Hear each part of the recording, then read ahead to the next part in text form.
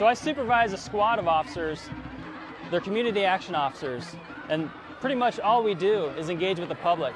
Our main priority, not only crime prevention, but is to reach out to the community in itself and the children, to kind of break down that barrier and be a liaison between the police and the public. If you watch the news nationally, you'll see that there's a lot of fear of the police right now. There's a lot of misconceptions about things that are going on, and we want to show people that they don't want us to stereotype us into one group and say that, you know, cops are trigger happy. Well, we're all people, but we're all different people, and most of us are good people.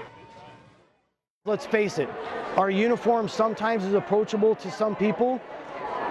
The car can be a little bit intimidating, but if we're on a bicycle and we're just riding around as a group, sometimes the community members feel more like they can just go up to us, and especially kids. And then in turn, I would say it's 100% positive when we come out to these events.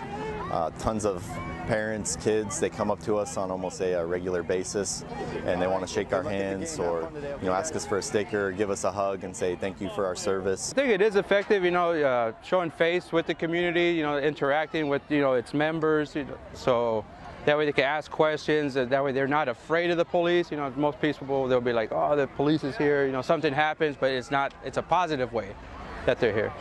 Most police, like, they try to help, but like they don't take part in the community, so I think them being here is like, it sets an example for like the younger ones. Because I'll tell you, the majority of the criminals out there are teenagers or early 20s. I grew up a military background, and from what I've known in my background and how I've grown up seeing the cops, anybody of authority has been white, and they like to hold that over you. Having more of a mixed culture in that area of the government, so to speak, I feel it would be better for the youth to see that they can, you know, aspire to become a cop. You know, it's not about your color. You know, that would be amazing. I would honestly like that.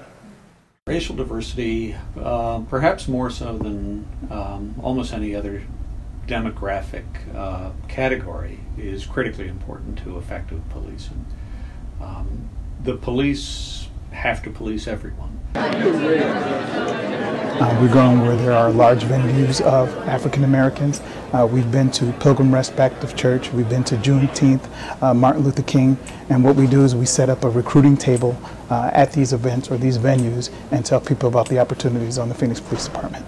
And we have research evidence to suggest that simply changing the demographics of the police force, although it offers some benefits, it is not going to fundamentally change all of the issues and the problems with public perceptions of the police. Much still depends on how the police behave, irrespective of their demographics.